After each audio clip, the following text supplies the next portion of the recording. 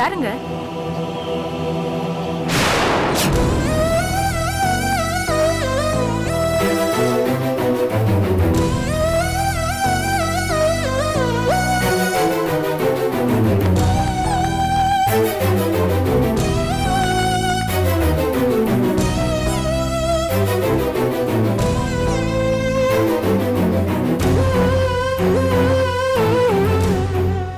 என்னடா இது? நான் கல்யாணம் பண்ணிக்கிட்டேன்.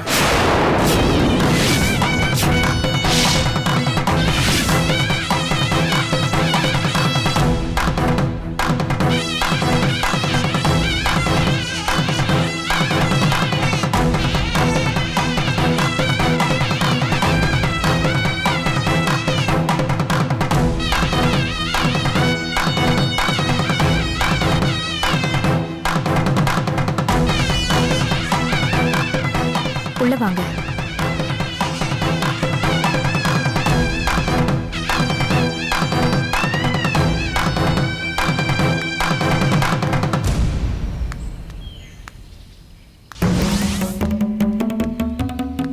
அறிவு இருக்காடா உனக்கு? இப்படி ஒரு காரியத்தை செஞ்சுட்டு நிக்கிறியே. படிச்சவன் தானே நீ? யோசிக்க மாட்ட? பேக் மாறிடுச்சுன்னா கொடுத்துட்டு வந்துட்டே இருக்கிறத விட்டுட்டு கையை பிடிச்சி பொண்ணை கூட்டு வந்துருவியா? டேய், நான் ஆசைப்பட்டு பண்ணலடா. ஆனா ஒரு உயிரை காப்பாத்துறதுக்கு எனக்கு வேற வழி தெரியல சுந்தர். மண்ணாங்கட்டி ஒரு செல்லமாவை கட்டிட்டு சமாளிக்க முடியாத விட்டுட்டு ஓடி வந்திருக்கேன். வந்து இறங்கி பல்லு கூட விளக்கல, அதுக்குள்ள இன்னொரு கல்யாணத்தை பண்ணிட்டு வந்து நிக்கிறியே. மனுஷனடா நீ? டேய், நீ என்ன திட்டினாலும் நான் ஏத்துக்க வேண்டிய நிலைமையில இருக்கடா. நான் செஞ்சது சரியா தப்பான்னு யோசிக்க கூட எனக்கு டைம் இல்லடா. ஆனா இந்த கல்யாணம் நடக்கலனா காயத்ரியோட அம்மா செத்துருப்பாங்கடா. யாரா அவங்க? அவங்களுக்கு உனக்கு என்ன சம்பந்தம்? தெரியலடா. சத்தியமா இந்த நிமிஷம் வரைக்கும் அவங்க யாரு என்னன்னு எனக்கு தெரியாதுடா. அவ பேரு காயத்ரிங்கிறது கல்யாண பத்திரிகை பார்த்ததுக்கு அப்புறம் தான் தெரிஞ்சது. எனக்கு அவங்களுக்கும் எந்த சம்பந்தமும் இல்லை. ஆனா நெஞ்ச பிடிச்சுக்கிட்டு சாக விழுந்த அந்த அம்மாவை காப்பாத்துறதுக்கு வேற வழி தெரியலடா எனக்கு. தியாகம் பண்றது கூட ஒரு தகுதி வேணும்டா. உனக்கு என்ன தகுதி நீயே யோசிச்சு பாரு. 2 குழந்தைங்க இருக்காங்க, அதுவும் சின்ன குழந்தைங்க. பெத்தவளை அடையாளம் தெரிஞ்சுக்கிற வயசுல பிரிச்சு கூட்டு வந்திருக்க. நாளைக்கு இவதான் உங்க அம்மான்னு அவங்க கிட்ட அறிமுகப்படுத்த போறியா, இல்ல சித்தி தான் உங்களுக்குன்னு சொல்லித்தர போறியா? உனக்கு குழந்தைங்களா பிறந்த பாவத்துக்கு வாழ்நாள் பூரா அதுங்க சித்தி கொடுமையை வேற அனுபவிக்கணுமா? இத கூட யோசிக்க முடியாத அளவுக்கு யாரோ ஒரு பொம்பளோட உயிர் உனக்கு பெருசா போடுச்சுல. என்ன மன்னிச்சிடுறா. ஒரு உயிரை காப்பாத்தணுங்கிற வேகத்துல நீ சொன்ன எதையுமே நான் யோசிக்க முடியாம போயிருச்சு. டேய், உனக்கு என்னடா அக்கறை? அவங்களுக்கு மனுஷங்க இல்ல, தெரிஞ்சவங்க இல்ல, சொந்தக்காரங்க இல்ல. நகை கொடுக்க போனியா? கொடுத்துமா வந்தவன் இருக்க வேண்டியதானே? டேய், எல்லாரும் கல்யாணம் எப்படி நிக்க போகுதுன்னு வேடிக்கை பார்த்து நின்னாங்கடா. நீ இருக்க வேண்டியதானேடா? டேய், என் மேலையும் என் குழந்தைங்க மேலேயும் இருக்கிற அக்கறையில் இப்படி பேசுறேன்னு எனக்கு தெரியுதுடா. நான் மனசு கேட்காம தான் இப்படி பண்ணனே தவிர திமிரு பிடிச்சு போய் கல்யாணம் பண்ணிட்டு வரலடா. இந்த பாருடா, நியாயமா ஒரு விஷயத்தை எடுத்து சொல்றது வேற, செஞ்ச தப்ப நியாயப்படுத்தி பேசுறது வேற. எனக்கு என்னமோ லைஃப்ல நீ ரொம்ப கஷ்டப்படுவியோன்னு தோணுது. செல்லமாக்க மட்டும் இந்த விஷயம் தெரிஞ்சது. வேணாண்டா ப்ளீஸ், அவளை ஞாபகப்படுத்தாத. அவ வேணாங்கிற முடிவோடு தான் நான் வந்தேன். இவளை கல்யாணம் பண்ண வேண்டி இருக்குன்னு நான் நினைச்சு கூட பார்க்கலடா. குழந்தைகளை சொல்லு, நான் ஒத்துக்கிறேன். என் குழந்தைகளை பத்தி நான் அந்த சமயத்துல நினைச்சு பார்த்திருக்கணும். அவங்க வாழ்க்கை என்ன ஆகுன்னு யோசிச்சு பார்த்திருக்கணும். அது செய்யாதது என் தப்பு தான். அதுக்காக நீ எவ்வளவு திட்டினாலும் நான் ஏத்துக்கிறேன். ஏன் அடிச்சா கூட தப்பு இல்ல.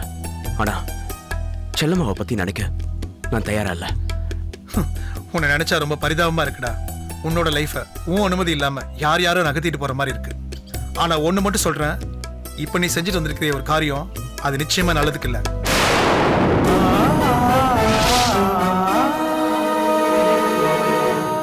ரொம்ப அபத்தமா இருக்குடா.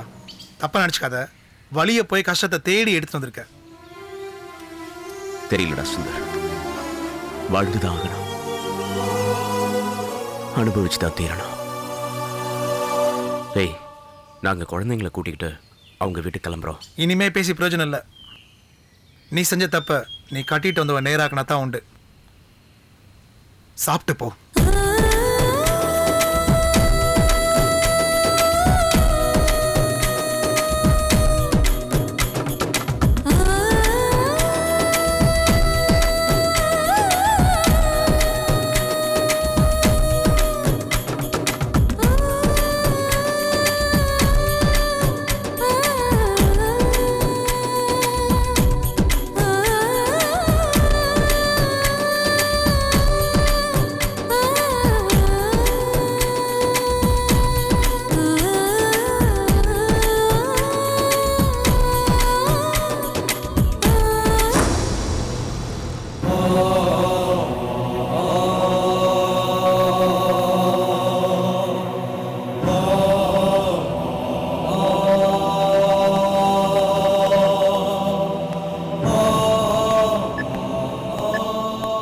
என்ன குரு பேசுனீங்களா?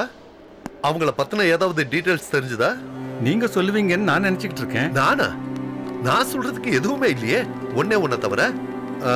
இதோ பாருங்க, எல்லா டெஸ்டும் பண்ணியாச்சு, ரிசல்ட்டும் வந்தாச்சு. Medically she is perfectly all right. எந்த பிரச்சனையும் இல்ல.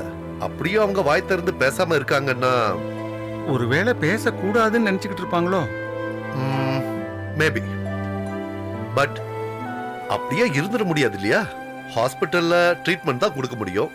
அவங்க உடம்புக்கு ஒண்ணும் இல்லைன்னு ஆனதுக்கு அப்புறம் வீட்டுக்கு அனுப்பணும். அப்போ பேசித்தானே ஆகணும். நானும் எவ்வளவோ முயற்சி செஞ்சு பார்த்தேன், அசைய மாட்டேங்கிறாங்க. She is maintaining dead silence. I don't know why. ஒருவேளை ஆக்சிடென்ட் ஆன அதிர்ச்சி இன்னும் போகலையோ? பாசிபிள். ஆனா அதிர்ச்சி இருந்தாலும் அது பேச்ச பாதிக்கிறதுக்கு சான்ஸ் இல்ல குரு. ஏன்னா அப்படி ஏதாவது ஒண்ணுனா இப்ப பண்ண டெஸ்ட்ல தெரிஞ்சிருக்கும். எல்லா ரிசல்ட்டும் கிறிஸ்டல் கிளியரா இருக்கு. ரொம்ப நார்மலா இருக்காங்கன்னு காட்டுது. அப்புறம் எப்படி ஒண்ணுமே பேச மாட்டேங்கிறாங்க? அதத்தான் கண்டுபிடிக்கணும். அவங்க என் கார்ல அடிபட்டு கீழே விழுந்தப்போ அவங்க முகத்தை பார்த்தேன். ஏதோ புலி துரத்திக்கிட்டு வர்ற மாதிரி ஓடி வந்து விழுந்தாங்க. அந்த காட்சி இன்னும் என் கண்ணு முன்னாடியே நிக்குது. எங்கிருந்தோ தப்பிச்சு ஓடி வந்தாங்களா, இல்ல யாராவது துரத்தினாங்களா? என்ன பிரச்சனை அவங்களுக்கு? எதுக்கு அவ்வளோ பெரிய பதட்டம்? எனக்கு ஒண்ணுமே புரியலையே. புரிஞ்சிடும். அவங்க வாய் திறந்து பேசினாங்கன்னா புரிஞ்சிடும். நான் ஒரு வழி சொல்லட்டுமா? சொல்லுங்க. பேசாம போலீஸ்க்கு இன்ஃபார்ம் பண்ணிடுங்க. ஆல்ரெடி நாம ரொம்ப டிலே பண்ணிட்டோம். யாரு என்னன்னு தெரியல, பேசவும் மாட்டேங்கிறாங்க. நீங்க இது ஒரு கேஸா எடுத்து டீல் பண்ணுங்கன்னு அவங்க கிட்ட ஹேண்ட் ஓவர் பண்ணிடுங்க. நோ டாக்டர், இன்னும் கொஞ்சம் டைம் கொடுங்க. நான் இன்னொரு தடவை முயற்சி பண்றேன். நீங்க பிடிச்ச முயலுக்கு என்னைக்கு 4 கால் இருந்திருக்கு? எப்பவும் 3.25 கால் தானே. ட்ரை பண்ணுங்க. பட் ஒன் திங், அவங்க பேசக்கூடாதுன்னு டிசைட் பண்ணி அடமெண்டா இருக்காங்கன்னா உங்க முயற்சி waste. Do you think so? இருக்கலான்னு தான் சொல்றேன். இப்போ ஒருவேளை அந்த அம்மா பேச முடியாதவங்கன்னு வச்சுக்கோங்க, சைகையில சொல்லலாம், அட்லீஸ்ட் எழுதியாவது காட்டலாம். ஆனா அவங்க பேசுறதே காதுல விழாத மாதிரி இருக்கும்போதுதான் டவுட் வருது. Let me try again. முடியலன்னா சைக்கியாட்ரிஸ்ட் கிட்ட போவோம், ட்ரை பண்ணுவோம். அதுவும் ஃபெயில் ஆச்சுன்னா போலீஸ் கிட்ட போவோம். சரி, ஓகே குரு.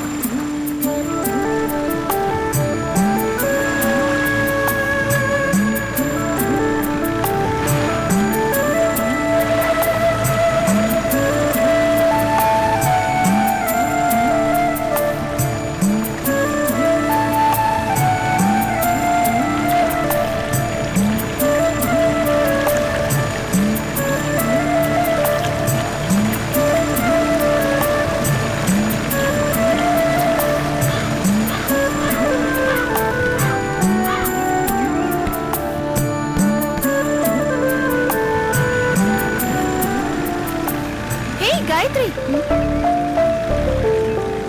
நீ எப்படி இங்க? சாரிடி, எங்களால உன் கல்யாணத்துக்கு வர முடியல, தப்பா எடுத்துக்காத.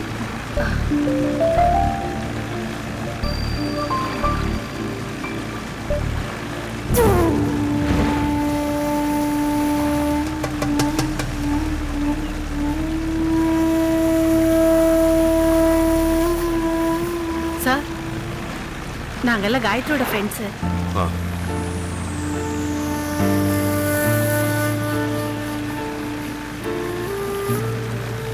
காயத்ரி, கேக்குறேன்னு தப்பா நினைச்சுக்காத. உனக்கு கல்யாணம் தானே ஆயிருக்கு.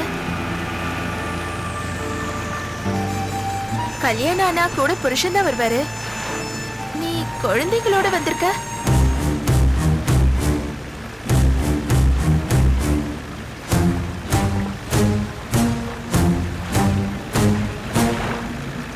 காயத்ரி, நீ மாப்பிள்ளைன்னு காமிச்ச போட்டோல வேற ஒருத்தர் இருந்தாரு. இப்ப மாப்பிள்ளையா பக்கத்துல உட்கார்ந்து இருக்கிறவரு வேற ஒருத்தரா இருக்காரு.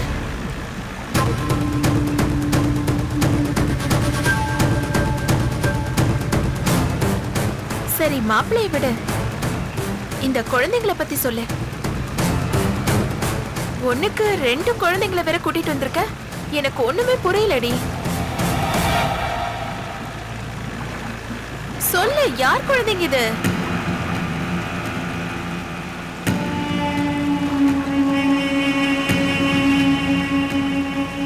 கேக்குறேன்ல, சொல்லுடி. 2 என்னோட குழந்தைங்க தான்.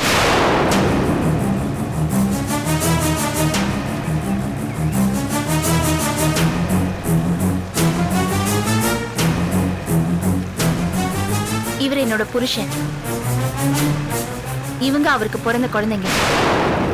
நான் இவரை கட்டிக்கிட்டதுனால எனக்கும் இவங்க தான் குழந்தைங்க. போதுமா இல்ல டீடைல்டா இன்னும் சொல்லணுமா?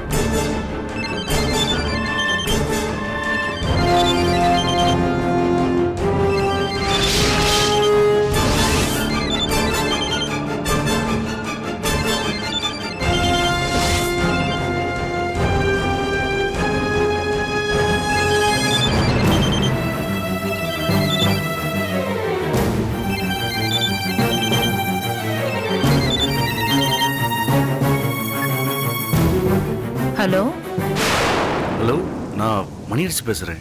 மணியரசா? யாருங்க? இல்ல, நான் ஹலோ, யாரோ மணியரசா? நீங்க நான் அவன்கிட்ட பேசிக்கிறேன். ஆ.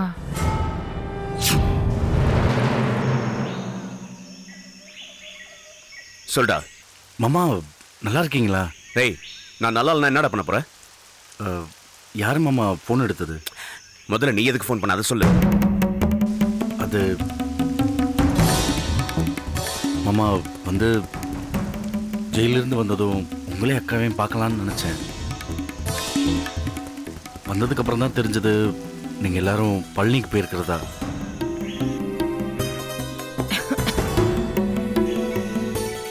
என்ன மாமா திடீர்னு?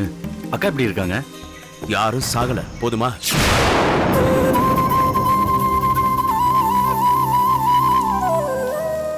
உயிரோட தான் இருக்கும். சும்மா எதுக்கடா எல்லாரும் மாத்தி மாத்தி ஃபோன் பண்ணி உயிரை வாங்குறீங்க? உங்க யாரோட சம்பந்தமும் வேணாம் தானே விட்டுட்டு வந்தோம். என்ன மாமா இப்படி பேசுறீங்க? அக்காவும் நீங்களும் குழந்தைங்களோட பள்ளிக்கு போயிட்டதா கேள்விப்பட்டேன். டேய், தயவு செஞ்சு கெஞ்சி கேட்டுக்கிறேன், இனிமே எனக்கு ஃபோன் பண்ணாத. இல்ல, மன்னிச்சிருங்க மாமா. அக்காக்கு தான் ட்ரை பண்ணேன், ஃபோன் கிடைக்கல. அதான் உங்களுக்கு அண்ணனோட ஃபோன் வாங்கி. டேய், உன்கிட்ட பேச விஷயம் இருந்தா அவளே பேசுவா. எனக்கு உன் கூட பேசணும்னு தோணுச்சுன்னா நானே பேசுவேன், புரியுதா? உன் விஷயத்துல தலையிட்டு விவகாரமானதாண்டா அவ வாழ்க்கையில செஞ்ச பெரிய தப்பு. பட்டதெல்லாம் போதுன்னு தானே விட்டுட்டு வந்தோம். ராமேஸ்வரம் போனாலும் சனீஸ்வரம் விடாதுங்கிற மாதிரி ஏன்டா எங்க போனாலும் திரும்ப திரும்ப ஃபோன் பண்ணி உயிர் எடுக்கிறீங்க? வைடா போன.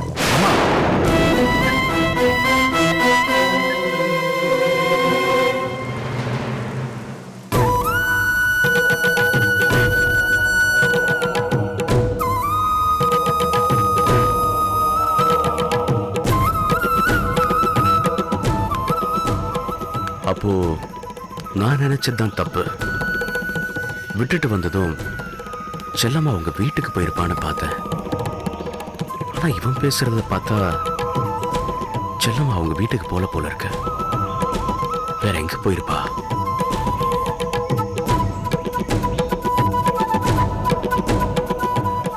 இல்ல, அவளை நம்ப முடியாது. வீட்டுக்கு போகாம வேற எங்கேயோ தங்கிக்கிட்டு என்னதான் தேடிக்கிட்டு இருப்பா. தேடுறது தெரிஞ்சா பிரச்சனை ஆயிடும்னு ரகசியமா செய்யறா. யாரோட தொந்தரவு இனிமே ஜென்மத்துக்கும் இருக்கக்கூடாதுன்னு நினைச்சனோ அவங்களே திரும்ப திரும்ப ஃபோன் பண்ணி உயிரை வாங்குறாங்க. இல்ல, இத வளர விட மாட்டேன்.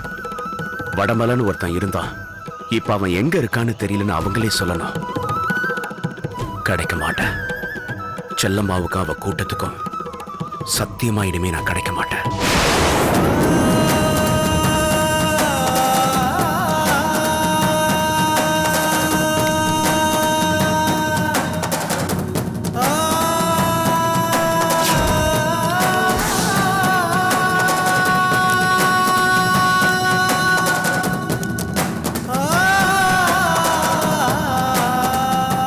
என்னங்க?